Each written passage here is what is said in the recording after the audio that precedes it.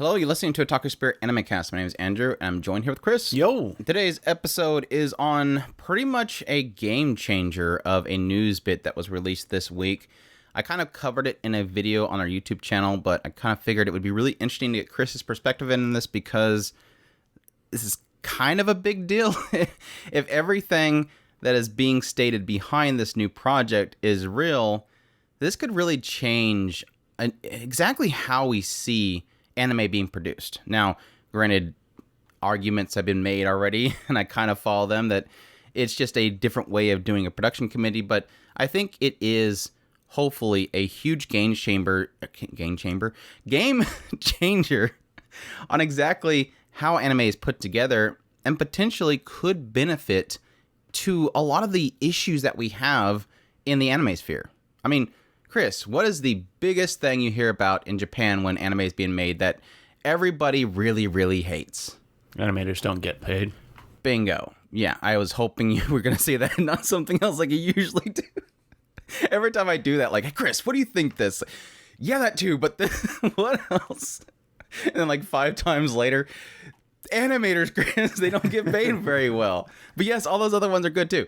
But yeah, I mean, obviously, it sucks too because it's one of those things where you see how badly animators are paid. I mean, this is something that is not a secret to anybody. And it really is something that makes you feel bad for enjoying the thing you enjoy.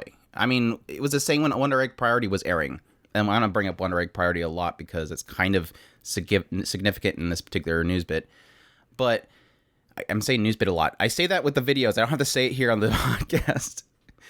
But when I was watching Wonder Egg Priority, I'm like, I love this show so much. It looks so amazing. I love the animation. I love pretty much everything about it except for the last episode. But it's like you feel bad because you're like, and then you realize at the same time you're hearing about all the animators and stuff that are being overworked. They're not getting time off. They're literally sleeping at their desks. And everything seems to be poorly planned. And the expectations and how did they say it? It was something specifically like, their ambitions were too high for what they could do. Like they wanted to give the world, but they couldn't do it. That was the same thing with one of the episodes here recently of My Hero Academia. They had released their rough sketches on the Twitter, and everybody was saying that it was, this company's fault. It was this company's fault that they weren't able to do what they want to do. And it's like, no, he literally says, look, I was trying to do this and I could not do it. I had too high of ambitions for what I wanted in the scene, and it looked incredible. But they couldn't finalize it. It would have taken way too much time to get it done. Hopefully it gets in the Blu-ray or whatever, but yeah. Anyway, that's a long statement to say that I really do think what we're seeing possibly with this recent news that released, that we could see a possible change. To get it out of the way, because I am going to build into it, the news is that CloverWorks, Wit Studio, Aniplex, and Shueisha have basically all together formed a new company. They didn't shut down their companies. Don't get me wrong. Shueisha is not going to give up their company. They make a lot of money. They don't need to form a new company. And Aniplex the same way. And Aniplex and CloverWorks is technically of Sony. They don't need to become a new company. What they're doing is they're each putting forth money and staff to create a new company called JOEN. Or JOEN. JOEN. They say it's supposed to be like a shoot off of join, like join us, but JOEN. But anyways, this new company essentially has a lot of promises given to it. And like I said earlier, yes, a joke is that this new company is going to be pretty much a production committee. Like almost like it could be essentially a permanent production committee for these studios, but I would assume that it's just going to be a production committee. Like this is their own developed and managed group that will handle a lot of things around deviating out work, essentially. And why I think this is such a huge deal is because a lot of the promises lead me to believe something. And we don't know a lot of the details about it, but there's a lot of exciting stuff behind this. Because, like I said earlier, essentially right now, what we currently have is you have sort of what would it be, like a 4, maybe a 3-tier system where you have a company that is a publisher, typically, most of the time, like 99% of the time, It's a manga publishing company or a light novel publishing company that's like, we need to sell more of these volumes, or we're going to do reprint, or we got new volumes coming out. We need to stir up excitement around this particular property. So they'll go and they'll put together a production committee. And these production committees are typically a multiple companies that come together that all pitch in money with say-so in the project to get an adaptation done. The big thing that we noted back when Grimgar Fantasy Nash got an anime adaptation, we had the publisher was involved. We had what was it, King Records or something like that? The company behind No Name, the band, they were involved. So you had things put in there. Like you had a bunch of, literally the whole soundtrack was No Name because they were advertising their brand. They were putting in money to make it adapted, and they were wanting their brand in there. And then, of course, yes, obviously the publisher of Grimgar Fantasy Nash is getting something out of it because they're adapting their story. So everybody pitches in, and then they find a studio, and they pay that studio to adapt it.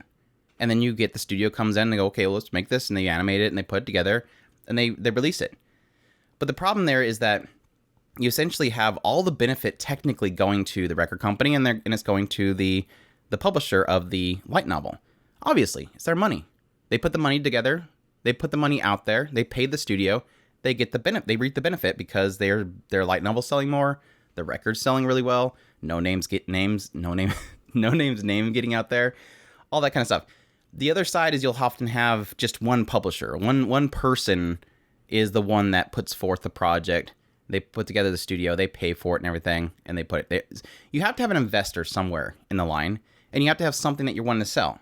Is it an original story? Sometimes studios will try to do their own original stories, and so they'll bring in people to do an original, and the studio itself puts it together.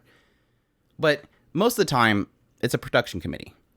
And the difficulty there is that, again, most of the money is just going into the original production committee. They're getting all the benefit. The studio is just getting paid this certain amount, and they have to divvy out that money.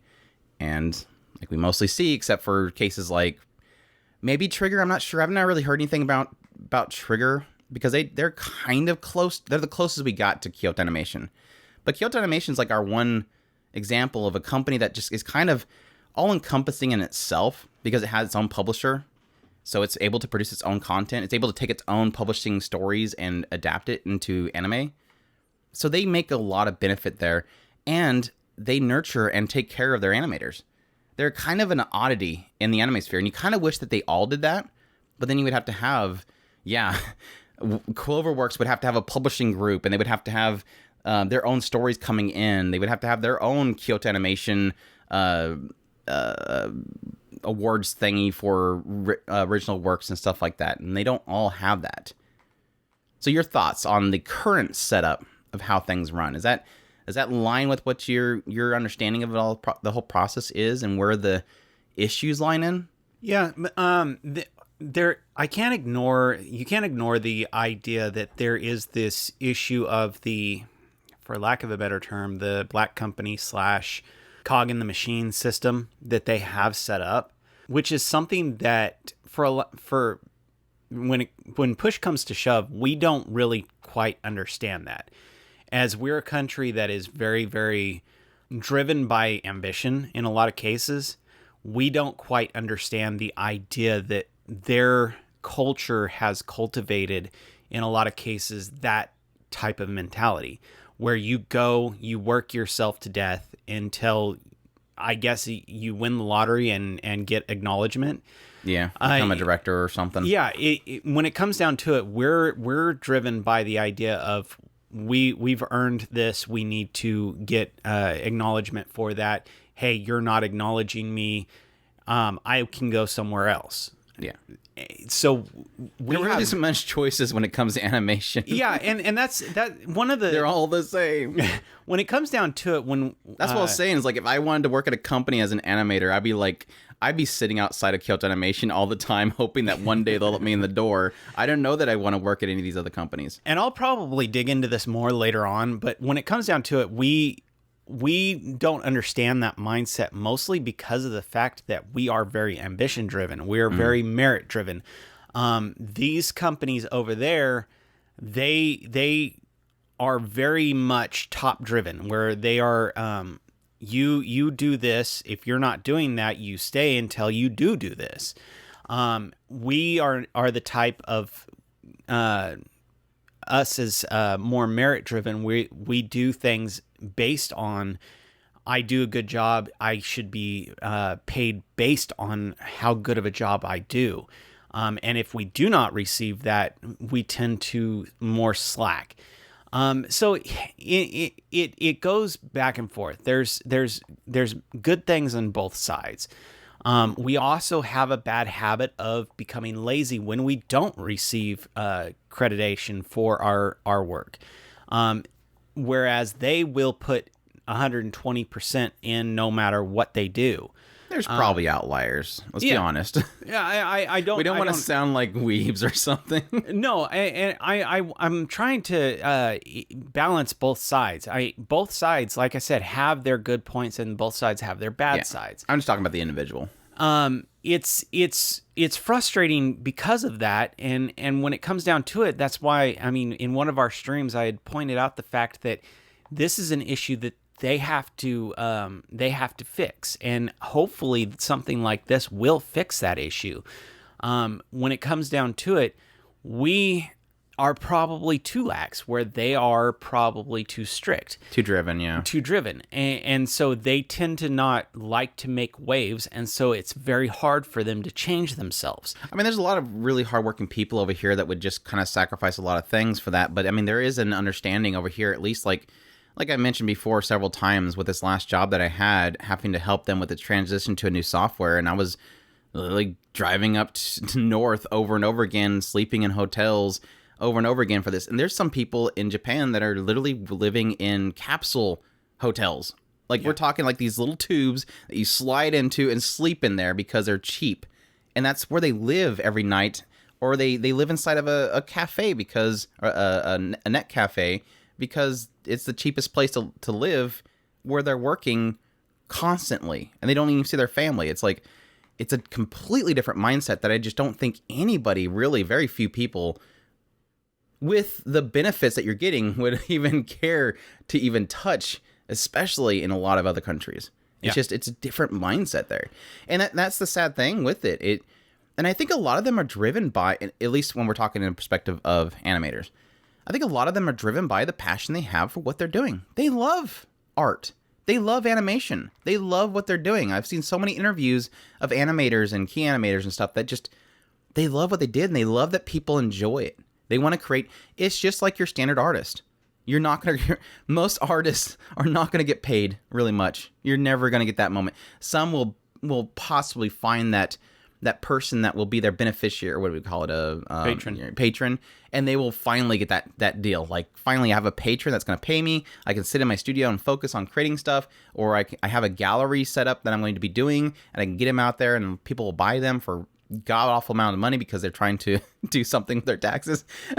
you're hoping for that, and most don't get it. And I think that's kind of a similar mindset they have, is they have a passion for the art. Even if it doesn't pay, they still have that passion for that art. And it's, honestly, I have the same feeling right now. Like, I could probably go back to my old job and get played plenty to get all the artist figures that I want right now, but my hope is that eventually this thing that I'm nurturing will, be fruitful. It may never, or maybe just be just barely fruitful, and I'll be happy because at least I'm doing something that I enjoy. Like, right now I feel like an animator, like I'm barely getting anything out of what I'm doing, but I'm hoping that eventually it'll get to that point where enough people are looking at it that I'm going to be able to support myself. And that's kind of a similar mindset they have. One of the things that, and I don't know at what point do you want to get into a lot of the intricates of this at some point, is maybe I'll just drive it. You can right now if you want. Okay.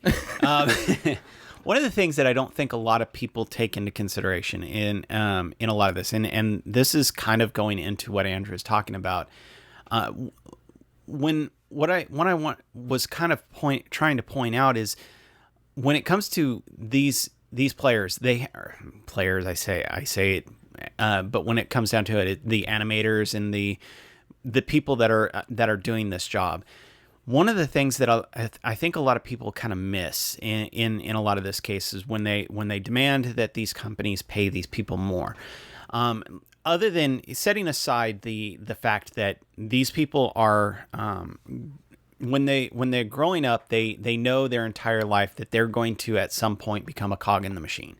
When I say that they have to change it themselves, we can't change them. The way they were looking at it is, you don't understand how our system works. You don't understand this. No matter how much we yell and scream and everything like that, it's their culture. They grow up that way. They know that at some point they're going to be a part of this.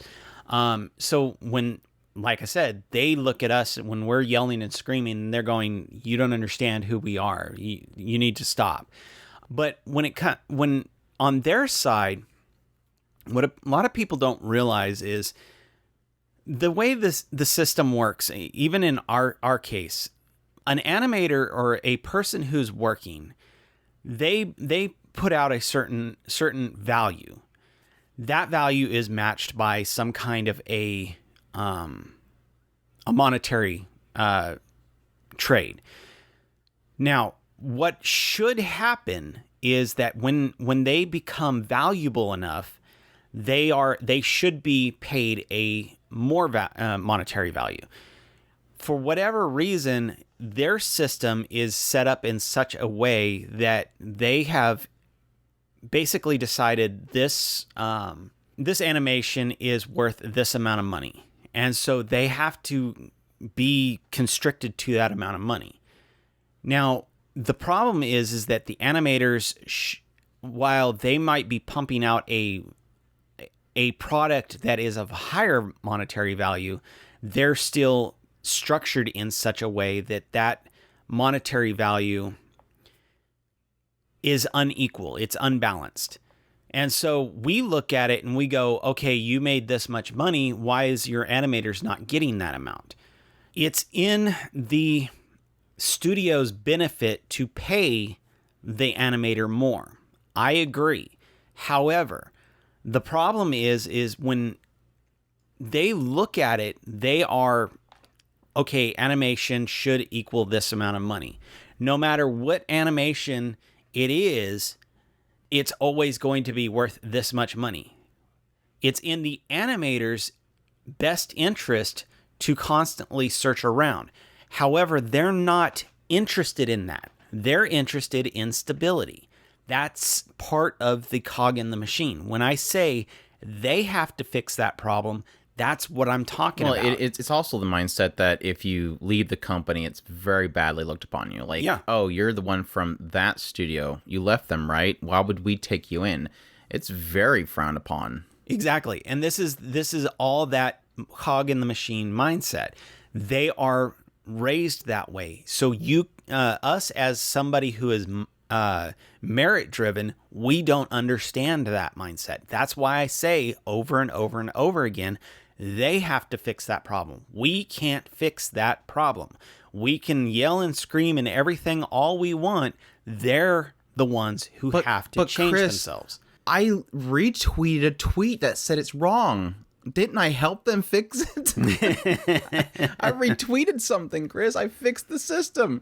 I wish that our tweets or whatever have you could get to the animators and change their mindset, but when it comes down to it, it's their mindset. Yeah, I mean, they have to change it. We talked here recently about unions. This is one of the rare cases where I would support the idea of all the animators having a collective bargaining, like just get together and really push them. And that's the sad thing, is that we don't really know how much is not trickling down. I don't necessarily believe that the studio itself is getting paid all that much. And it could be pocketed by the actual, the heads of the studio itself.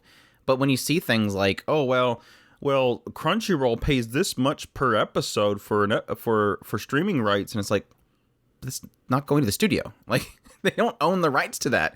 I mean, they might. There's a lot of cases where the studio has rights to sell the streaming of it, but in a lot of cases, that's all going to the production committee. It's not trickling down. But again, things could change. Things could change. But like I said, now, I'm gonna before we get into JOEN, I want to preface this with yes, acknowledgement that this could be all fluff. This could be all a lie. This could be all just a big publicity stunt. I want to believe it. I honestly do. And I think a lot of people want to believe it. I think the idea that there is something that could change how things are done to benefit animators more and the creators more, I think everybody would welcome that with open arms. Obviously, there's the arguments that Aniplex, anything Aniplex touches breaks. There's the arguments that Shueisha is the evilest company in the world. I mean, we've dealt with that in YouTube. We have arguments that, yeah, CloverWorks has been known in the past for overworking its employees. But I think this aspect of it all coming together could possibly change something. And on the other side, why would you have to use better pay for creators and animators to get excitement around a company when you're talking about Wit Studio, CloverWorks, Shueisha, and Aniplex making a company? Like, you just say those 4 companies made a company. That's plenty. You don't need to say the rest of the stuff to get excitement around it. It's already a big deal. But yes, I will acknowledge that this could all be fluff. This could be all a big lie. And we'll probably know within a couple of years. We'll probably have animators coming out and saying, because let's be honest, CloverWorks animators are pretty vocal. And Wit Studio animators are pretty vocal. We'll know in no time, because I know that these people that are working for these companies are going to be the first ones who want to stand out there and say, they promised us this, and they're not delivering it. Because now they've promised it in multiple language, mind you. They have a website for multiple languages. If they're promising this to the public and they don't deliver, sure as hell we're going to know about it. And at that point, yeah, I believe that we can all stand up and say, we failed again. Like, they failed to fix the situation again. And it's stuff like that that I think is the first murmurings, and this has been happening for a while now. So it's not just like you were saying, CloverWorks that are the first signs of it. There's been other signs of I believe that things are changing. So don't get me wrong. And I do believe there's going to be crash and fails when it comes down to it. Not everything is set in stone, and this is a thing that a lot of us need to kind of take note of. Is that the culture drives the system. So when you see these little tidbits of like Andrew was saying, CloverWorks is vocal. Well, that's a sign of there is people who are trying to buck the system without breaking it. And this is very important to understand. We need to notice that our system is very different than their system. Our system is already set up in such a way where merit is the most valuable item. These guys, the system itself is the most important.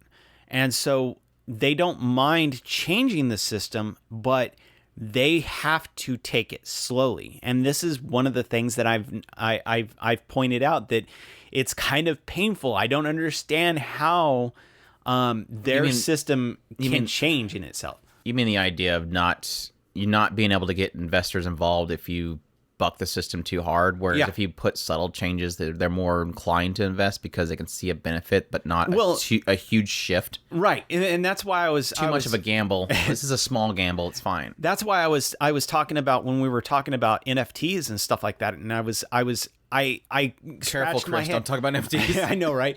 I scratched my head. I'm absolutely dumbfounded that these companies are jumping all into NFTs, which Japanese as a whole, and I know this is kind of stereotypical talking, but when it comes down to it, they are something that they are on the bleeding edge, and yet at the same time, they don't jump whole hog into something very quickly. They were bleeding edge for quite a while until they had their economy pretty much crash. Yeah, they're and now the ongoing joke is they have fax machines still. It's like every company still has fax machines. Shut up. It's one of those things that they don't let things go that work. And at the same time, they're very, very much interested in testing the waters on things, but at the same time, they don't go all in. So that's why I brought that up when we were talking about it. I think it's absolutely fascinating that there's that one complete oddity when it comes down to it, because they're very much, we don't mind you changing something, but let's take it very slowly, very methodical. Let's fill it out. Let's test it. Let's make sure that it's going to incorporate into, quote unquote, our system. And I think there's probably a lot of flexibility in JOEN as this new company they're developing. But I think it's also kind of interesting to note that there is a concerted effort amongst the government and the studios to try to find a resolve. Let's be honest. They would love to pay animators really low amounts because it's more profit, obviously. And that's why everybody's upset. But profits drive future investments, and yes, it allows them to make more money, and they like that. It sucks. It's just no matter what, it sucks. But there is an effort to resolve the situation, and you know why that is? Why do they want to fix this issue and get pay better? Because the animation's going out to China, and they know it. Yeah.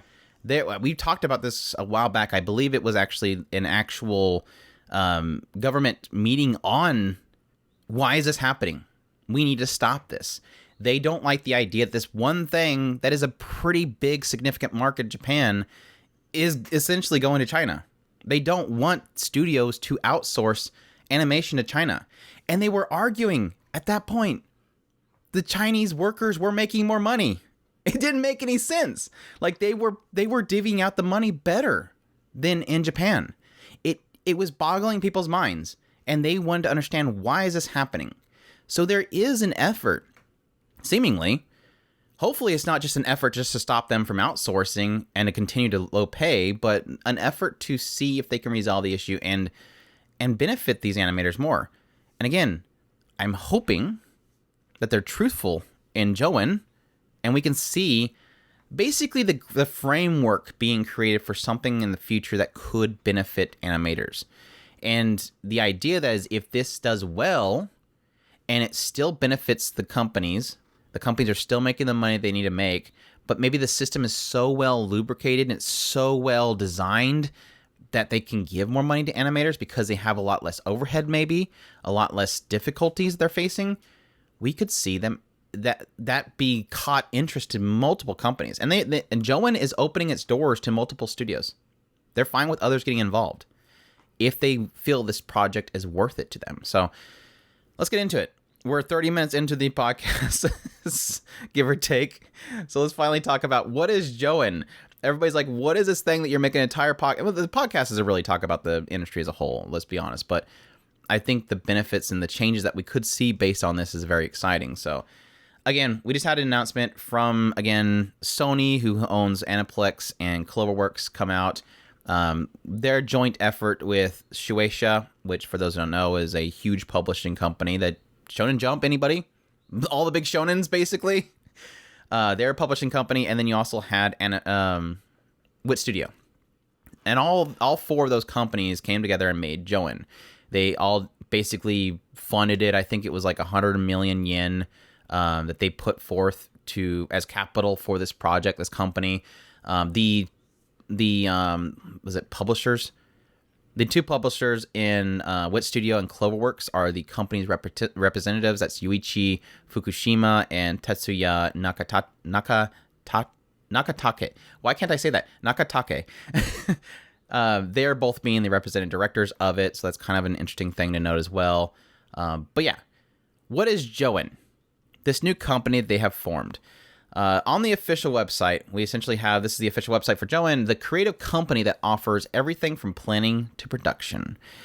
What it is, JOEN, we are pleased to announce that CloverWorks, Wit Studio, Shueisha, and Aniplex, poor Aniplex is the last one, have combined forces to found a new company focused on production of art and animation.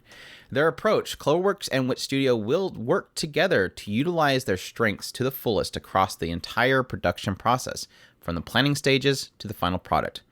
As we will be involved in every step of the creative process, we will be able to ensure that the final product will be high quality and produced with the values of target business in mind. In addition to our collaboration with CloverWorks and Wit Studio, we also intend to use the industry connections to provided by them to expand our scope and collaborate with various studios, producers, and creators to build a framework that allows us to prioritize those involved in the production process. Rather than moving all processes through a single company, we will seek to match best production lines and creators to each product. In addition, we will also provide aid, financial support, creating an environment for these projects to flourish, and more.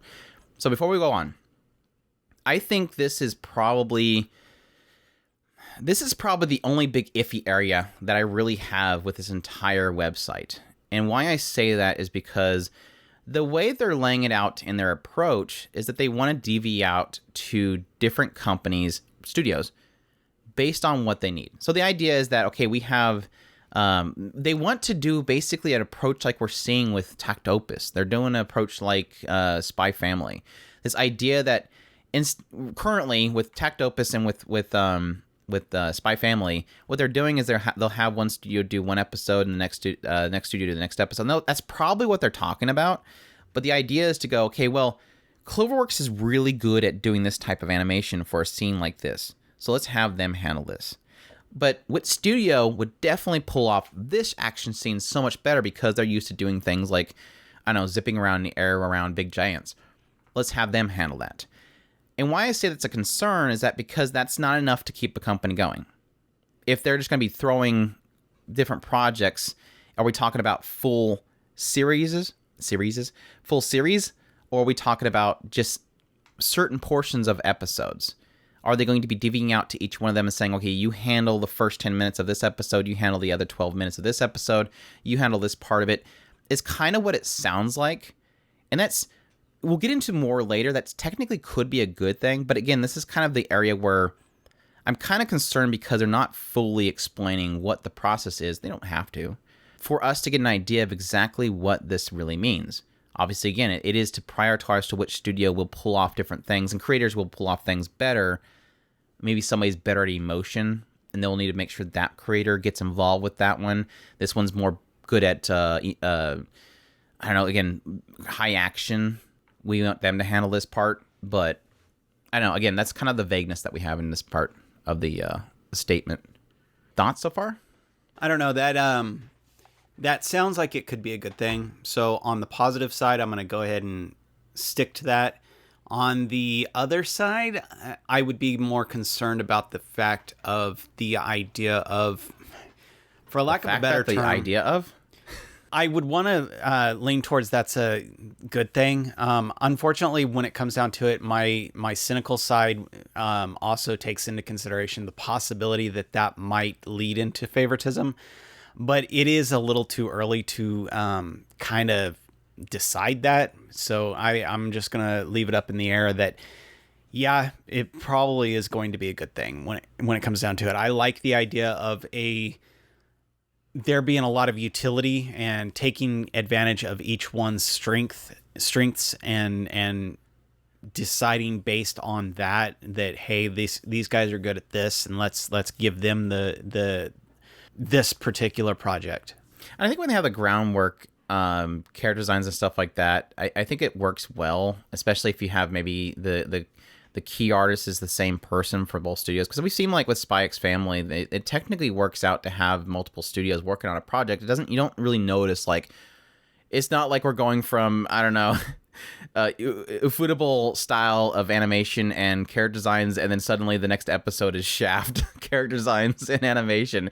You still have an animator is an animator, and if they have the key artist and the character design is the same, they're going to be able to switch back and forth.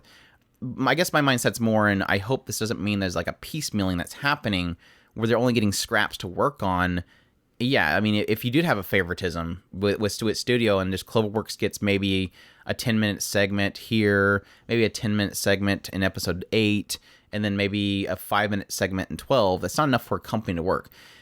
I do believe that these studios are still going to work on other projects. Like, I believe there's still going to be cases. They could. I mean, they could be locked into JOEN only, but the mindset is that they're probably still going to have this aspect where Wit Studio will work on a project from another production committee. It's just this is going to be a way to kind of keep them at a pace. And they could become to a point where JOEN is pulling so much from Shueisha of properties that they don't have to work outside of that. And that's what we're going to get into later on, was my hope how this will work, because again, we don't really have too much of we don't have like a map layout of exactly how this process is going to work. But moving on to their vision. This is where the meaty stuff comes from, honestly. Our vision of JOEN. Now, more than ever before, high-quality animation is vital to the success of creative works. I've argued before that I think that, the next part says, as such, animation studios have begun to play a greater role in the production process, simultaneously shouldering the growth of demands and expectations that accompany it. I would argue that animation studios have always been the greatest role in production process. They're probably meaning here is that this is kind of one of those things where I kind of wonder if it's maybe slightly mistranslated. I think what they're probably meaning here is that studios are taking on more than they typically do.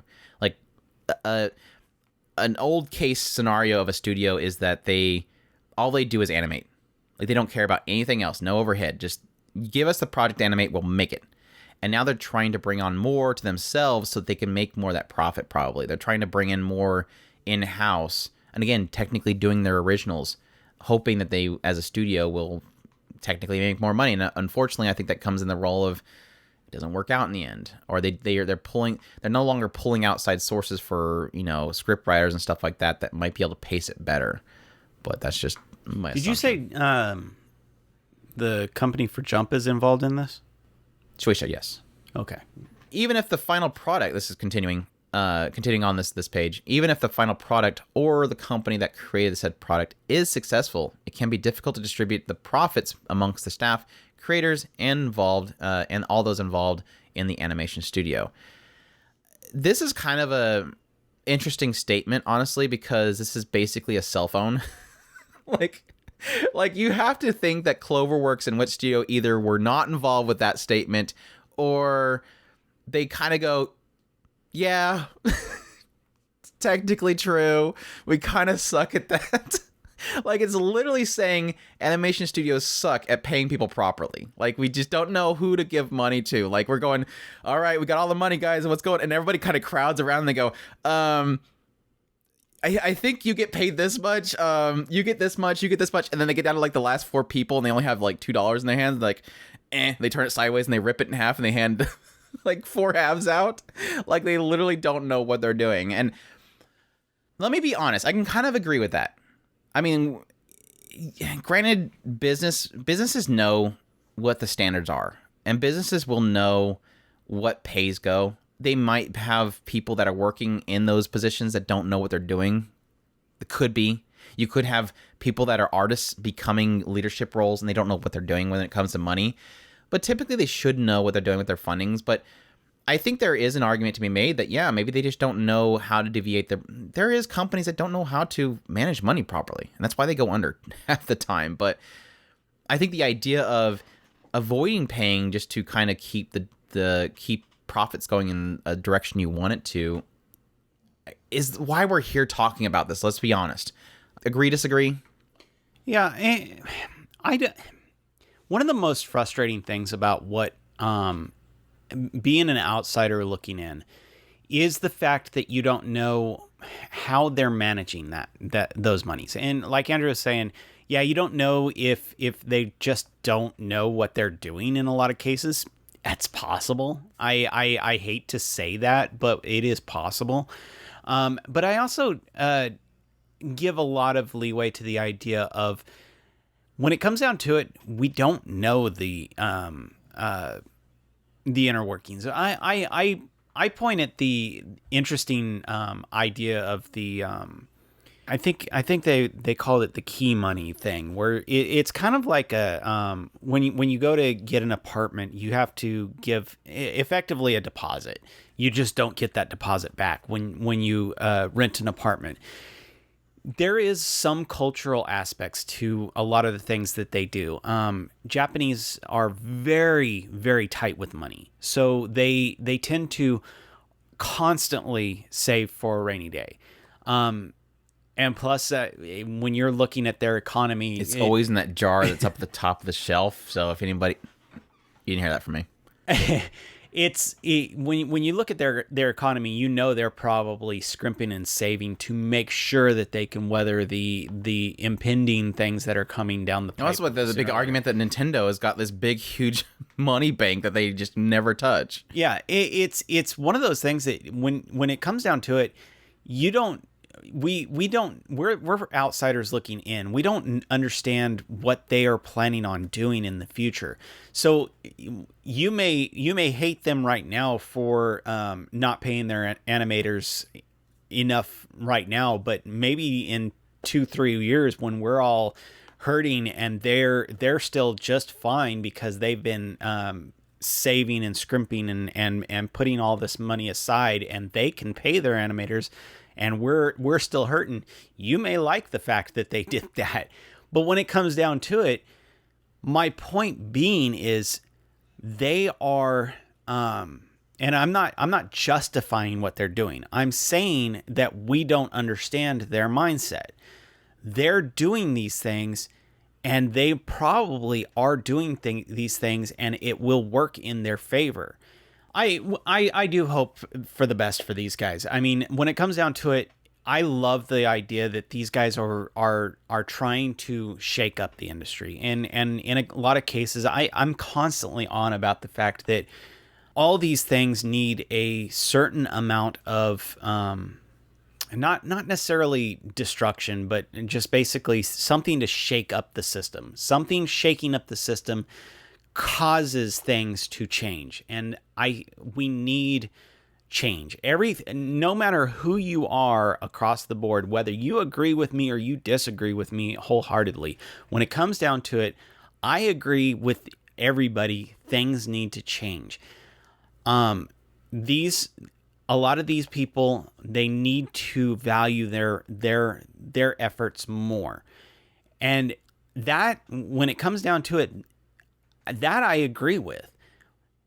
And the only way that they will force a change is if they value themselves more and they desire more. Because what it comes down to is they have to desire that enough to take the risk to go somewhere else instead of constantly clinging on to that necessity for stability over their own value. The hope that eventually all the studios just become Kyoto Animation. Yeah. All the animators just leave and they just make like 50 studios, Kyoto and everything. Anyways, now the other direction that I take this statement from, and I'll restate the statement, which is even if the final product or the company that created the said product is successful, it can be difficult to distribute profit among the staff, creators, and those involved in the animation studio. Now, I'm going to read the next 3 paragraphs because it's pretty much the same concept here. It's just one big long run. Probably should have been one paragraph. But the other thing that I can think this is stating is the idea of my prediction on what this means. This idea that what they mean here is that, let me give an example here. So Shueisha has a new shonen. It's doing really well. They're like, you know what? We need to start selling more. Let's get an animation done. They go to the studios. They say, okay, we're going to put money forward so you can animate these said chapters. And they do it. The studio does a fantastic job. And guess what? It's so popular. It's such a popular animation series. They see like a 500% increase in sales on their manga. The studio sees none of that. Obviously, they got paid. They already got paid. They did their job. They're not privy to what the original brand is. It's not their property. So this could be meaning this idea that the publisher could be more able to go, let's pay these people like a bonus because this did so well. We want to congratulate them for it. And that's where my theory gets into what this whole JOEN thing could be. Now let's get into it. To bring up, this is continuing on the website, obviously. That's the direction I was going with what I was saying. Continuing on the website, it says, to bring about change to the present situation, we aim to collaborate with these studios to build a new business model. It's a pretty bold statement. Wherein profits are directed back to the creators. To nourish the production of high-quality animation, we, as a production company, would like to lay down the foundation for a long and prosperous future wherein creators can produce animation comfortably. We aspire to introduce a new structure for those involved in the creation of animation by creating an environment that allows for the continuous production of high-quality animation while ensuring the studios and creators are rewarded in line with what they produce. Those last 3 or 4 paragraphs, or at least lines, are extremely bold. And this is where I get into this whole idea that, yes, this could all be fluff, but that is, again, like I said earlier, you have Shueisha, Aniplex, CloverWorks, Wit Studio, all creating this company with that statement. If they don't deliver, like I said, in about at least 2 years, people are going to know, because this is a bold promise to make and a bold statement to make. And if they don't follow that up, we got to know. And so I'm hoping that they will deliver, because they're saying they're going to deliver and they will be held accountable, no doubt. Like I said, there's plenty of people out there that are very vocal. I don't know. That's an odd one. The issue, I'm absolutely, my mind is absolutely. Are you okay? Are you okay? Are you having a stroke? My brain is absolutely broken on that one. That is. Which one? This is one of those things that you take into consideration how the system is right now.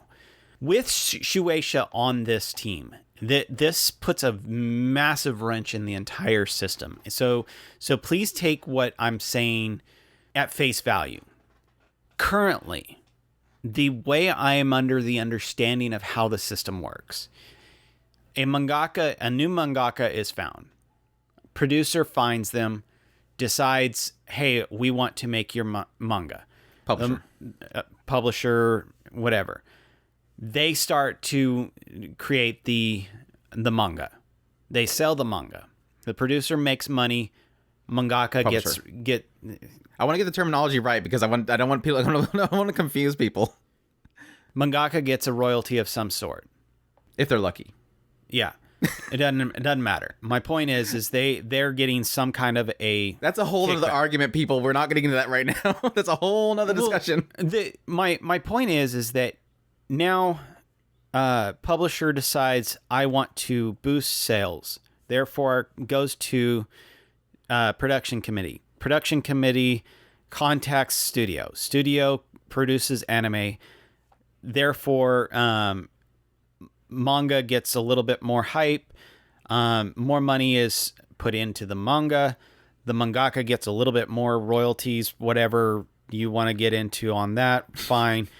My point is this is the idea of how, in my head, the money flow is. Now, the interesting thing about what you're saying this company is doing, or this collaboration studio-ish thing is sounding, is they're going to, if the anime makes more money, that money is kicked back to the mangaka as well. That's an interesting tidbit. So if that goes back to the mangaka, then if the manga gets more money, then that money goes back to the studio. I don't think that's gonna. No, I don't.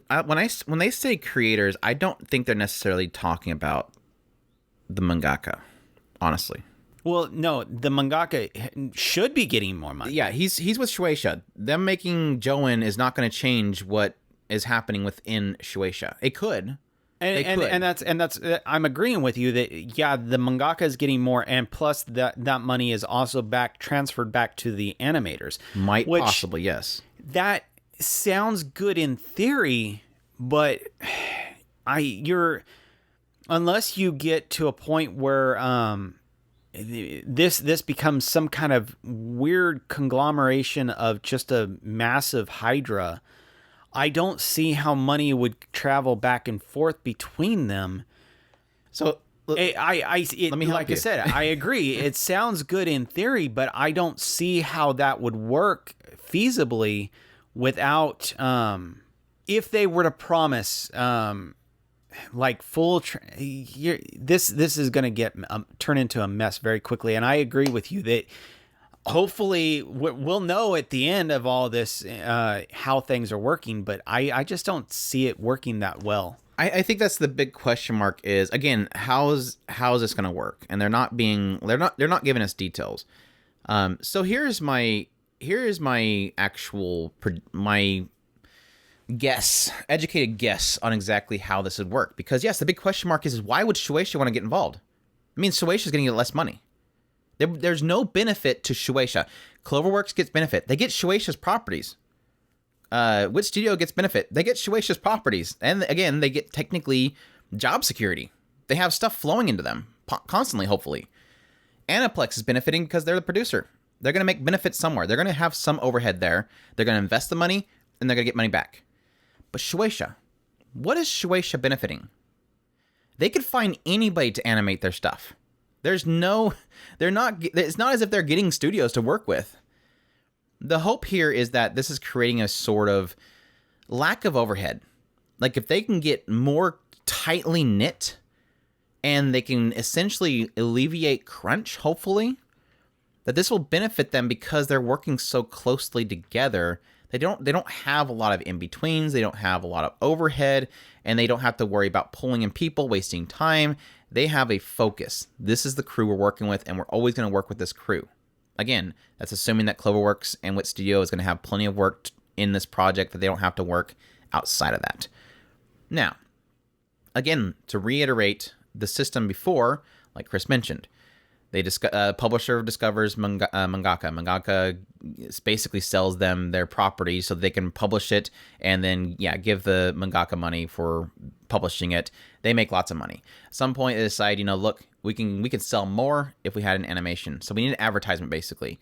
So they put together, typically they'll put together a production committee, pull a group of investors together, and they go to the studio, and the studio makes the animation. It sells bonkers. They make more money. The publisher makes lots of money. The studio just gets whatever they pay him to animate them. How I'm assuming this could work, based on what they're saying and the idea that they want more money to go back to the animators. Nothing in here says anything about making more money go to the publisher. Nothing in here says make more money go back to the producer. All they've stated is they want the creators and the people that work on the animation project to make more money, to live more comfortably. So the only way I can see that happening is that they, alleviate a lot of the overhead. You have these three companies working so closely together, so tight-knit, that they have a lot of overhead removed. Additionally, the other thing, and this is my theory, and I hope this is true because I think this is a really cool concept. And again, happy employees produce better results. So maybe that's Shueisha's mindset, that we can get involved with this whole project and we'll have animators do incredible stuff. These are literally the two studios right now that are taking the limelight. Yes, I love Kyoto Animation. Yes, I love Shaft. Yes, I love Trigger. But the two studios that are, and yes, Mappa too, I love them too. The two studios that are really in the limelight right now is Wit Studio and CloverWorks. Those are the two people are talking about constantly, outside of Mappa. They are the premier studios right now. They are doing incredible stuff, and what better group to have at your beck and call for Shueisha to adapt your stuff than those two studios. So that might be the benefit for them. And again, it could actually cost them less money if all the overhead is gone. So my mindset here is, and my hope is that what's going to happen is that Shueisha has a property and they're like, man, this is doing really well. Let's get this done. They go to JOEN. They say, JOEN, we want to do this. Plan it. That's the big key thing there. Plan it. Because what's going on right now so much with animation right now? Leaks. And what better way to alleviate leaks than have this JOEN group that everything's tight-knitting. You're not worried about checking with multiple studios and going, hey, do you guys want to do an anime for this? And then they leak it or something like that. you have this tight-knit group that's all working together. It's its own company, basically. People in JOEN are going to be probably people from Shueisha or whatever. So they go to them, they say, make this project. They go to Wit Studio or CloverWorks, and they say, okay, you guys do this part, you guys do this part. And it does so well, the manga starts selling like hotcakes. And Shueisha sees that. And typically, Shueisha doesn't care about the studio. The studio is not involved with them. It's a third party. Why would I give them my money? They just animated it like I asked them to. They did what I paid them for. But now they have this company, this similar investment now. And now they know who worked on the project. JOEN knows this person did the key art. This person did this animation. This person did this part. Well, we've seen a huge bump in sales the moment episode 3 happened. And you know what? This key animator worked on that part. Let's give them a bonus. That's my hope. That's my hope. That's my big pie in the sky. But I think when I try to think it more logically and more business driven, more profit driven, what this probably will end up being is probably more in the idea that since there's such a low overhead, because they feel like CloverWorks and Wit Studio can't handle their own money and they can't handle planning properly, that this is all an attempt to remove a lot of overhead, allow JOEN to handle a lot of that kind of stuff, to pay them properly, distribute funds properly. That way everybody's kind of a big happy family. That's probably the more realistic look at the whole situation. And additionally, like I said before, because they're so closely in line with Shueisha and Aniplex, these studios will be able to know far ahead of time what they're working on because they don't have to worry about leaks. They can pre-plan this stuff so that you don't have CloverWorks killing themselves to animate stuff at the last minute. They'll have plenty of time to really work on these projects, and they don't have to worry about leaks because they are pre-working on it. So, agree? Is my pie in the sky too far up there for you, or do you think my realistic viewpoint's more? No, it actually goes right into what I was saying earlier about the idea of, in a lot of cases, it's in the company's best interest to pay their quote unquote whatever you want to call them. In this case, it's animators. It's in their best interest to pay their animators more, because what'll happen is if it draws in the best. Yes, the best exactly. Of the best. It does that, and if they don't, that person becomes too valuable, and somebody else will snipe them. Mm-hmm. This company over here will say, okay, that is a very valuable animator right there. I want that animator on my team. I will offer them twice what they're paying him right now. That's how it works. That's how the system technically is worked. Look at a lot of key animators and anime directors. You basically have them. They're all over the place. There are so many different studios, and that's why I said they need to value themselves more, because what should be happening is the animator says, I am worth $30 an hour. You're paying me $15 an hour. I want $30 an hour. If you don't pay me $30 an hour, that company over there is willing to pay me. Have you guys heard of JOEN? And the conversation just stops. Yeah, exactly. That's the hope, and that's the hope. And that, if they do this right, they're basically nurturing this mindset that, well, JOEN's doing it. Why can't you guys do it? That's the hope. Now, granted, it hasn't worked with Kyoto Animation. Nobody goes, well, Kyoto Animation's paying their animators right.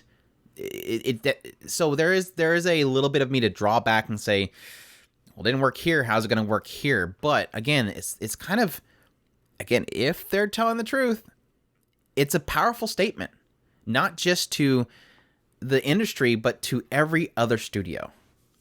Why aren't you doing this? And again, they have the door open for other studios. They said that earlier. They want connections to other studios. Other studios might get involved with this. They may become branched under this as another studio that they can throw stuff to at a regular basis. And going back to what Andrew was talking about earlier, the overhead that we're talking, that he's probably kind of lightly sprinkling on here, is the production committees. The production committees, basically, you have too many hands in the cookie jar. Everybody's putting their hands in and saying, I'm worth this much. I put this much money in, therefore I need to get this much money out of it. And in a lot of cases, it's fair to to be honest, I mean, when it comes down, fair and unfair at the same time. So take that into consideration. Because some of these companies are doing this for, like, you have your figure companies who want the rights to make the figures.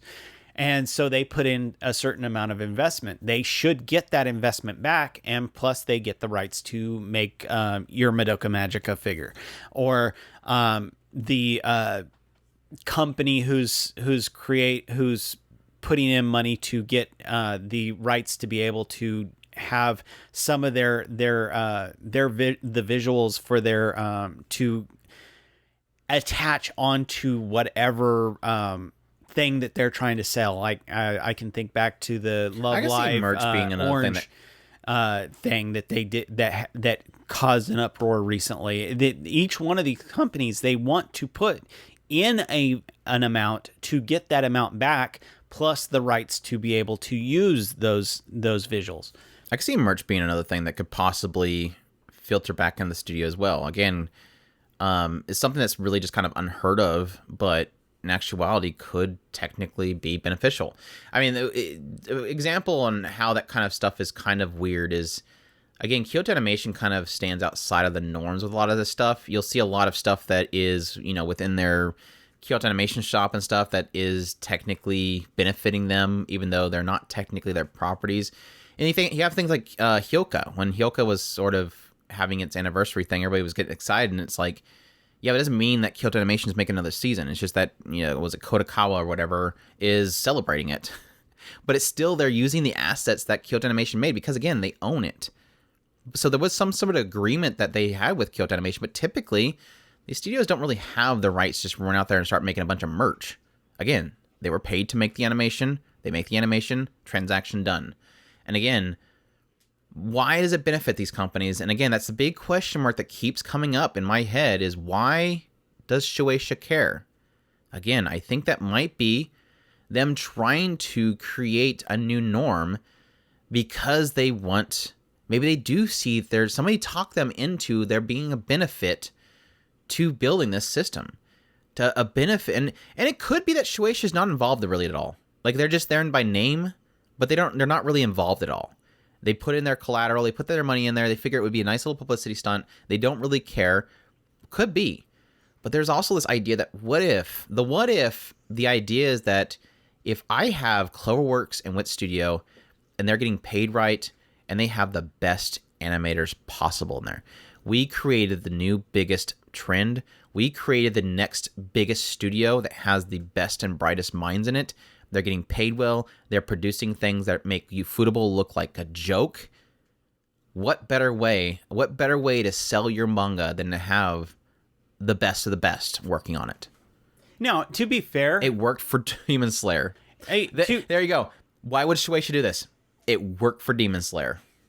And they probably paid a pretty penny to have that done too. To be fair, when I say that the big old weird Hydra thing out of this entire thing of the money going back and forth between companies, I'm not saying that, thinking of it from the perspective of these companies, and I don't want to say it this way, but the only way that I could make it make sense in my head is if all four of these companies just randomly completely merged and JOEN is the name of these four companies from now on.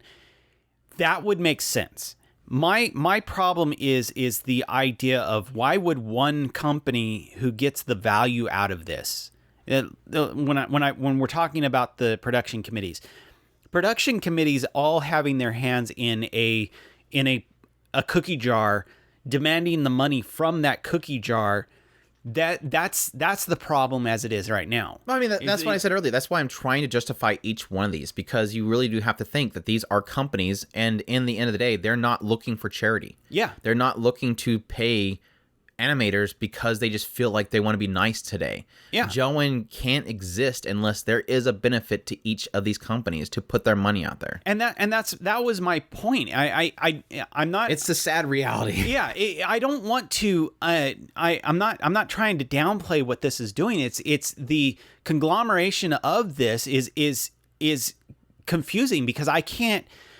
The way I'm trying to think of it is, if I was the head of one of these companies, I'm basically promising. Can I have some money? Yeah, exactly. I'm trying to promise that to Wit Studio and CloverWorks as Shueisha, I'll let you have my property. You can do something from it. If I get a benefit from it, that's a good thing. However, me taking my benefit and then giving it to you doesn't make sense in my head. Yeah. And that's what I'm trying to say. I'm not trying to say, because when it comes down to it, a shrewd businessman, what we're talking about is very shrewd businessmen, like I was talking about earlier, they each are set up in such a way that they will scrimp and save, so that when in the future, someday, when I need that money, I can still use that money. That's the way they look at this stuff. Yeah, they went through a crash. Yeah, they went through a crash. They're not just willy-nilly throwing money everywhere. I'm not saying that's a good thing. They don't pay their staffs right because they're hoarding a bunch of money. We're not saying that's a good thing. It's just that's how a company survives a lot of those things, and that might be their mindset. And in my mindset, trying to think of it from that perspective, I see no benefit in my profits going to a company that's technically not creating what I am doing. All they did was made 12 episodes of a show 10 years ago, and I'm saying it in an exaggerated form so that people can get through their heads what I'm trying to say. Let's say this year they've founded themselves. They make a 12 episode show right now. 10 years from now, I'm making 500% profit on my manga because for whatever reason my mangaka is making a really great chapter. Why in the world would I send that? I wouldn't think that. I doubt they would do royalties. I think bonus is probably what it would be. And that's my point, is that the way that I'm looking at it from my perspective as a business is, why would I give them something for something that I'm working on?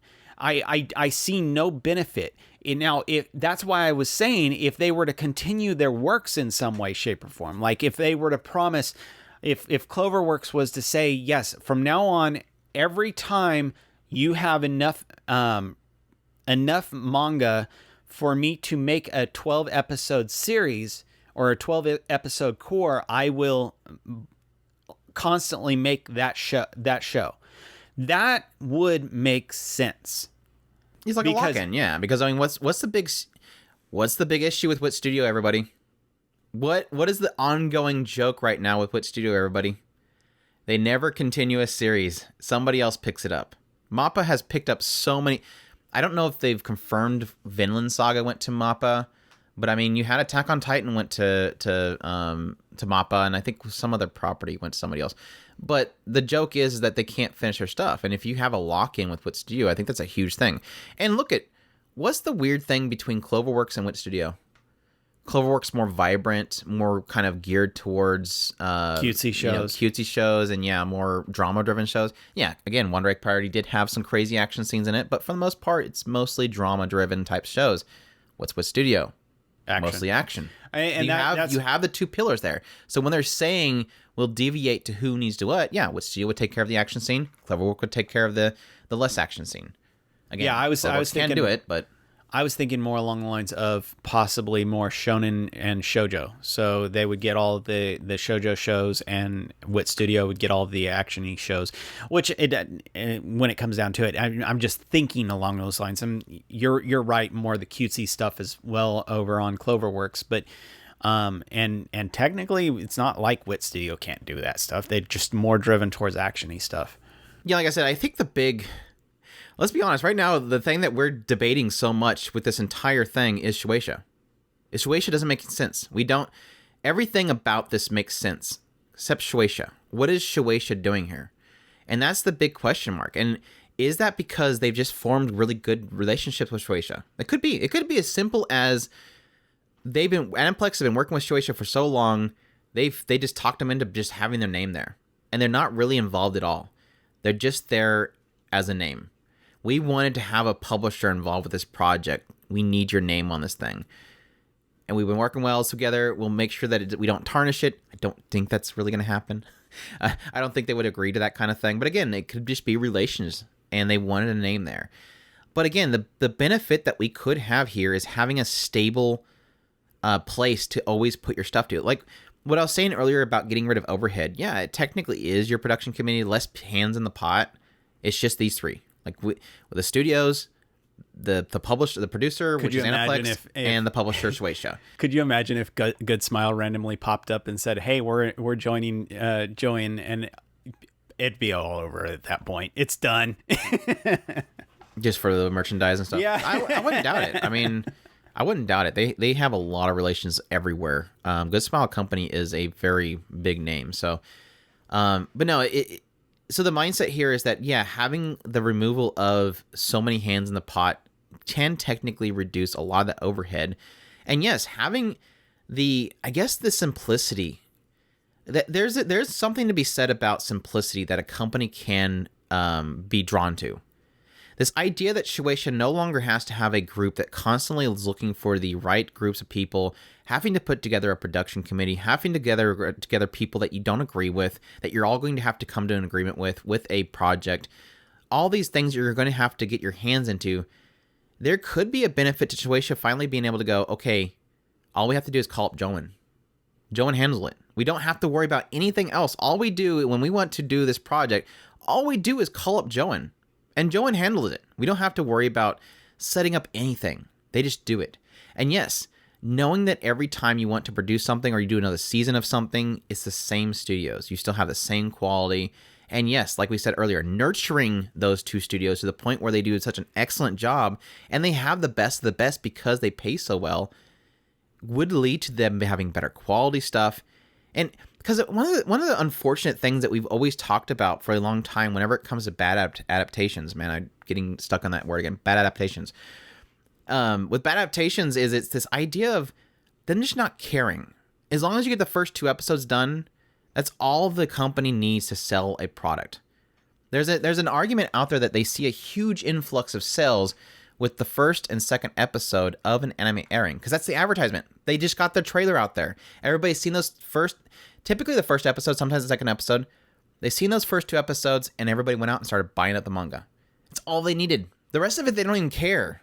So there is an argument for some people, and there's oddities. I think Dress Up Darling did pretty well, like throughout the entire showing of it. I think 86 did really well throughout the entire airing of it.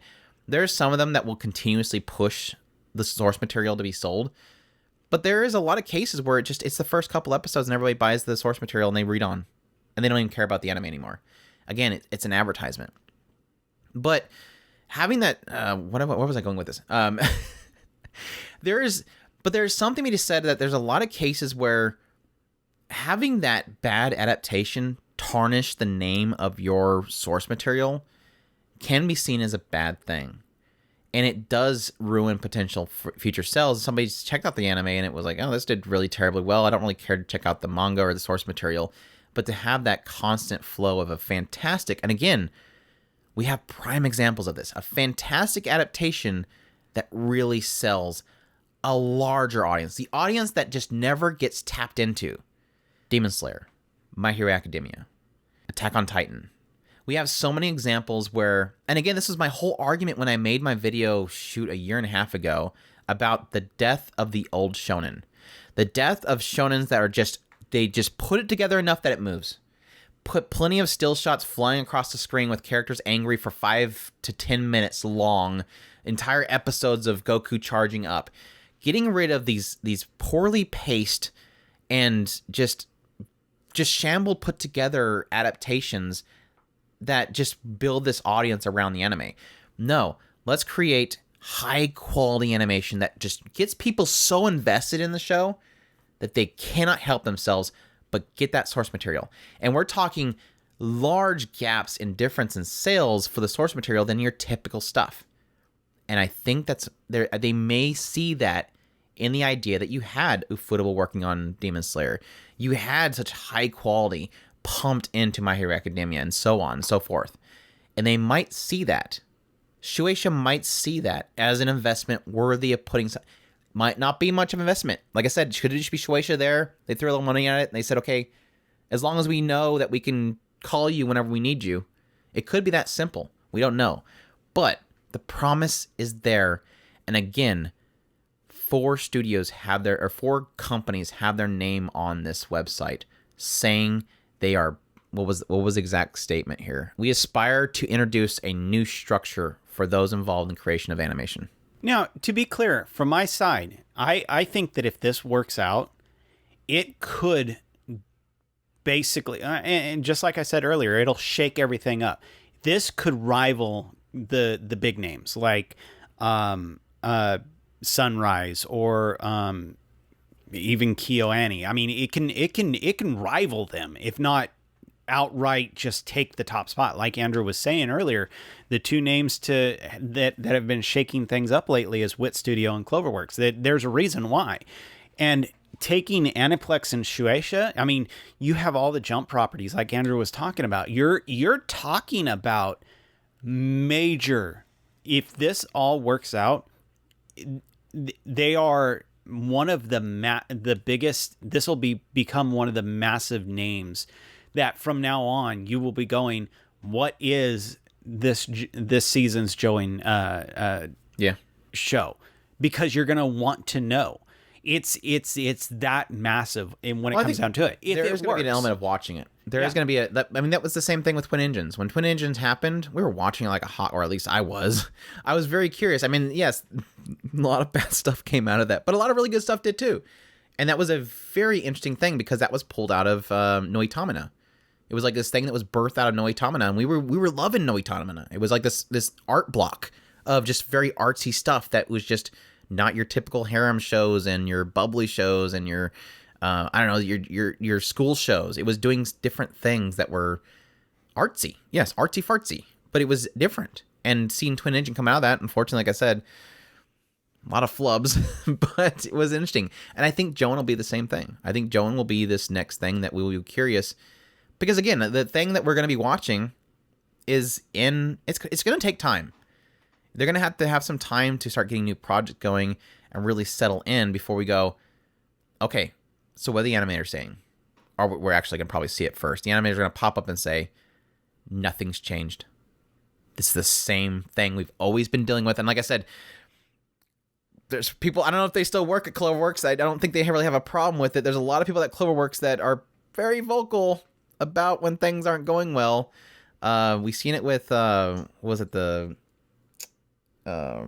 district, 24th Ward. They were talking about how that wasn't going well way back 2 months before it even started airing. They knew things weren't going to go well. And sure enough, they didn't go well. While the other teams, like with the Dress Up Darling, were just going, fine, everything's done, we're good. It is something we will definitely hear about. And I hope that it's a good thing. I hope wholeheartedly that's a good thing. Because again, nothing feels worse than enjoying a show and realizing pretty much the blood, sweat, and tears the literal blood, sweat, and tears that's being put into it. It hurts, honestly. I mean, that's just like whenever we hear about an animator getting sick and stuff, it's like please, or a mangaka that is ill, it's like, please just take time. Just take your time. Please don't push yourself. I don't want to, I know it's taken upon myself, but literally the inside of you is saying, I don't want to read something knowing that this dude was hurting. I want them to enjoy what they're doing. Anyways, the final statement that I forgot, they have a final statement. It says, we strive to support the animation industry and related ventures by taking a supporting role and allowing the people involved in planning, production, and distribution to take center stage. We like to rise the challenge of establishing a new framework for the animation industry through cooperation with those that help us accomplish this goal, supporting creativity, empowering creators. Again, more bold statements. It's very much a continuation of those bold statements. We'll see. That is, like I said, I think the big takeaway from this whole thing is promises and will they be kept? And like I said, with a very vocal, and again, like I said, technically a lot of this is literally saying we want to pay and support and pay the creators. This isn't saying Shueisha wants more money. This isn't saying Aniplex wants more money. All their promises is in this new design that should help facilitate paying the proper channels properly, rather than it going through and just this. I think, like I said before, I think Kyoto Animation is a very special case when, for those who don't know, I don't know if I really fully explained this. How Kyoto Animation works, yes, they've done things for production committees. I mean, like I said earlier, Helka was Karakawa, whatever. They did was it Square Enix? Made Dragon. It's technically not their property. But in a lot of cases, Violet Evergarden. How did Violet Evergarden be created? That's a weird way of putting it. How was Violet Evergarden created? So you have Kyoto Animation does this award thing where they allow people to submit their writings into this whole raffle thing, or not raffle thing, but this competition. And then Kyoto Animation will look through all the submissions and they will choose the one that does the best, the one story that hit them the best, and they will award them the Kyoto Animation Award for best writing, whatever. And in agreement that Kyoto Animations or Kyoto's studios will publish that written work. In addition, they will then take and adapt it if they feel like they want to. And we've seen that with Violet Evergarden. Violet Evergarden went from a book somebody submitted to their competition. It won, and then they made it into an animation and into a movie, and it was a huge success. Everything is internal. Somebody submits written work, they publish it, and then they adapt it. That's not really something you see in any other studio. Like I said, most other studios is all we do is animate stuff. Give us something to animate. Company comes along, says, hey, we're a production committee, animate this. Here's the money for it. They do it, and the transaction's done. Move on with your life. So I think the idea of changing the framework to essentially be a Kyoto Animation. Let's be honest, it's technically what JOEN is. It's a publisher. It's a producer. It's a studio. It's all in one. Possibly they're trying to echo what Kyoto Animation is doing. All you need in here is to branch off to Animation Training Center. Then you have Kyoto Animation right there. All they need is a Trigger. shop. They need to absorb Trigger. Does Trigger have a training group? That was the whole thing of that's how what was it, Magic Academy? That's what that was started with. Oh, well, that was like the whole shorts ceremony thing. What was it called? Mirai? Project Mirai? I don't think that was Trigger, though. But I know they got their big through that. Because, yeah, like Death Billiard was through there, too. Yeah. There's a lot of really good stuff there. Anyways, but yeah, I think that it might be that these are trying to do that. Maybe they see that benefit. But again, the thing that I keep falling back on is, what is Shueisha doing? Like, what are you doing here? And again, I think that's probably the only benefit that I see in Shueisha is possibly just trying to nurture a solid group of people that will animate their stuff to the best ability. And I think that there is something to be said about a lot of these publishers. And from the mindset of a publisher, if I'm a publisher, there is probably a bit of insecurity when it comes to who you choose. Like we've always talked about wanting to be a fly in the wall with a production committee, like see what they are talking about. Because I mean, there's a part of me that almost wants to know if it's them sitting around going, all right, so which studio can we have do this? And they're like, well, we talked to Wit Studio. They said they're booked for the entire year. Like a lot of these studios are just booked. That was why MAPPA, that was the theory that a lot of people had, or at least the statements that were coming out, was the reason why they moved Attack on Titan to MAPPA was because Wit Studio said, we're booked. We don't have room. There was other people saying that was because Wit Studio said, we're tired of animating that show and it takes too much effort. And they were trying to downsize to things like Ranking of Kings, but I highly doubt that. Because they were still doing a lot of other crazy stuff when it switched to MAPPA, which was like 2 seasons ago or 2 adaptation cores ago, whatever. But it could just be this idea of like, do they have that difficulty of, we need to find a studio first, a studio that has room. We need to publish. We need to do this now. Like the fire is hitting on this new manga that we're doing. We need a show now. And they just don't have that available. Maybe this will allow Shueisha to have that channel of, no matter what, once we need something, they'll do it. They'll make it happen. They'll start to putting together now to get it done. Now, that's the fears there is that it will create crunch that we were talking about earlier. This could alleviate, but they know ahead of time. They know the sales. They know the projections. They know the market. They know what's hitting. That's like the whole argument of why they keep doing isekai. They know it's big, and so they're going to keep doing it.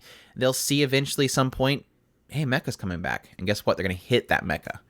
They know the projection. They know the trends, and they could possibly see something ahead of time, but... Again, that's all. I keep talking about Shueisha. That's because again, that's the only oddity here. So, anything else from your end? No, I think we like way overkilled this donkey. What? Horse. Kicked the horse. Beat the dead horse? Yeah. Beat the dead horse. It is interesting to note that their principal business is going to be TV series. They've already kind of established that. Feature films, of course, along with that, and short clips. I'll be curious what the short clips thing. Maybe that's like advertisements and stuff for companies, maybe. On a closing note, though, like I said earlier, I think this is going to be a fantastic thing. If it catches hold, like I said, this could rival Sunrise or some of the big names. I mean, Sunrise, going into what Andrew was mentioning, they've got basically merchandise companies on lock. They have basically 4 studios underneath them. They have the entire production committee. They own these properties, and they do everything in house. Just like Andrew was saying with KyoAni, they do everything in house. This could rival that kind of stuff, where they are just a massive group that could just delegate this stuff left and right. And like Andrew was saying, if they are really willing to have that open door where other companies can come in and just become a part of this, this could be nothing but good things. However, there is a lot of pause in this because, again, like I said, what is the benefit to Shueisha? It is the only questionable aspect to this. Why would they give up their profits? That makes no sense to me. However, the idea of them having a direct pipeline to these studios is massive. And I like I said, if they are constantly, if this extends out the anime for better clarification, like I had mentioned earlier, if we had that Spice and Wolf and they started it, and throughout time, anytime there was enough content to make another season, they had a direct line to make that. That would make sense as to why they would give up their profit for that product. As it stands right now, that's questionable. However, if this does work out and you have that kind of a system all set up and they are willing to do that, it can be nothing but good things, because this is a massive, really cool idea if they actually do this. Yeah, that's why I think with Shueisha, I think it's just to have that pipeline, that stability really in play. Because like I said, I don't think that there's any thoughts whatsoever of Shueisha giving up royalties or anything. I think if anything, it'll just be direct pay, a stable channel, a direct pipeline, trusted people they've always worked with. Technically, JOEN is going to have people from Shueisha. And then having that ability to, if you do see a huge increase in sales, maybe they want to do that. Maybe they want to do those bonuses. There's a possibility that a lot of these companies, in order to nurture a great relationship with these studios, there's a possibility they want to give a bonus to these companies. There's a thought that maybe with Demon Slayer, maybe they wanted to give Ufotable a bonus. But maybe they just don't want to because they know that's just going to be eaten up by the studio heads. Like, no, we would love to give it to the animes. There's a possibility they want to nurture that relationships.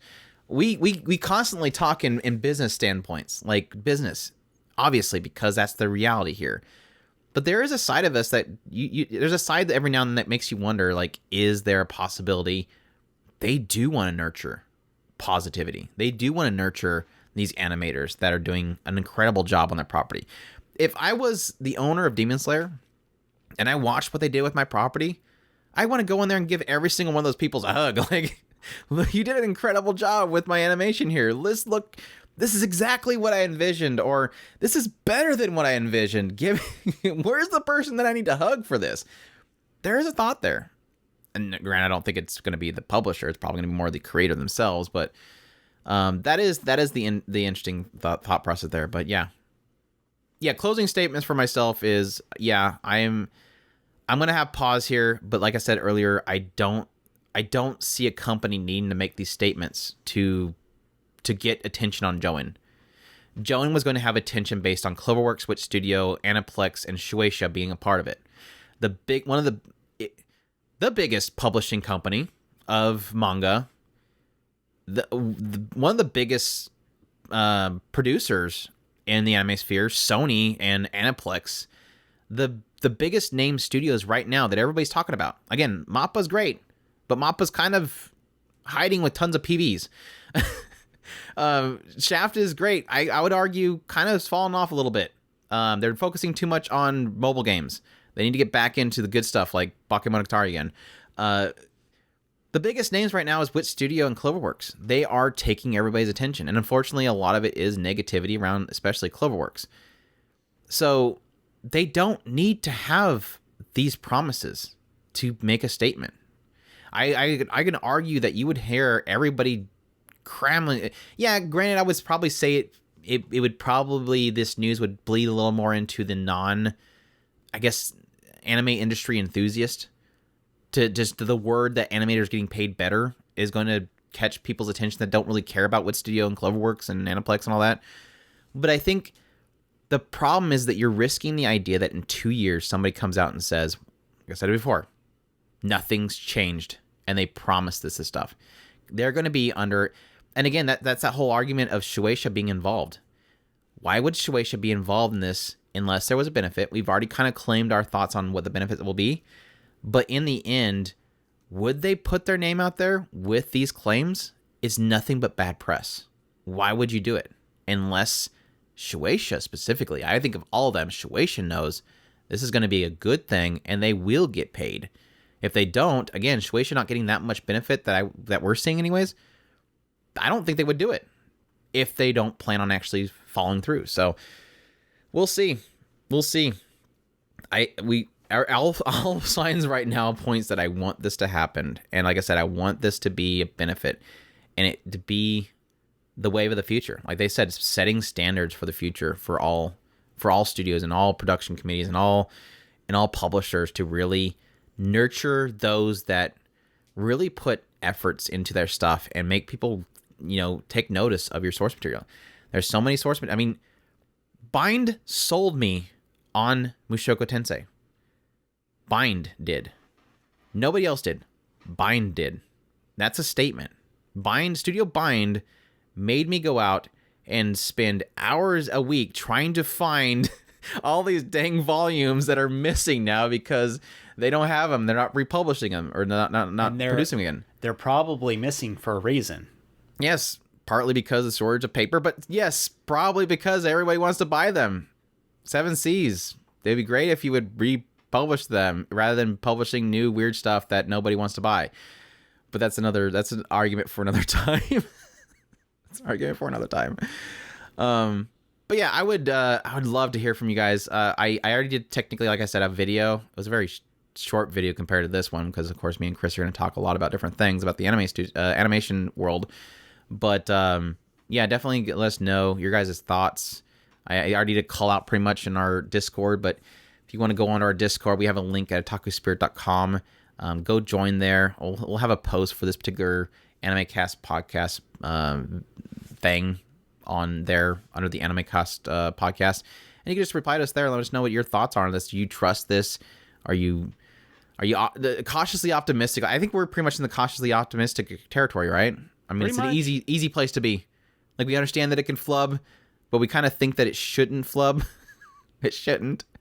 But yeah, that would be interesting. And technically, if this is on YouTube, you guys can reply there as well. But insert Hachikuchi saying that she flubbed that. Flubbed it, yeah. I have to insert that all the time. I need to make a little soundboard just to do that. But anyways, it was a fun discussion. I'm glad that it got us over an hour and a half of discussion because At some point in there, I was kind of like, crap, it's only be like 50-minute.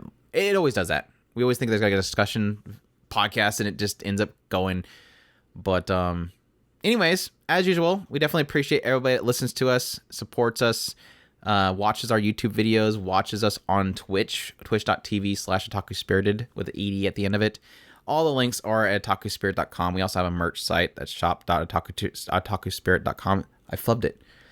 shop.otakuspirit.com.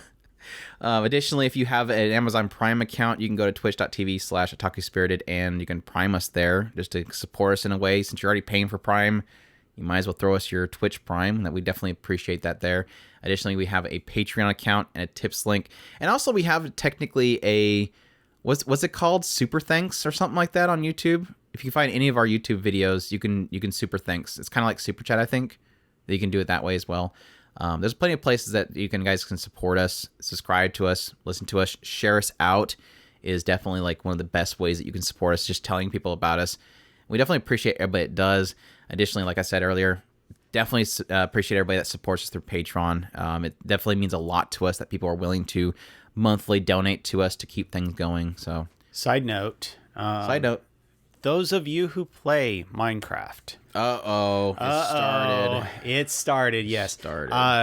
If you are interested in joining the Otaku Spirit server, contact Seismic Wolf, and he will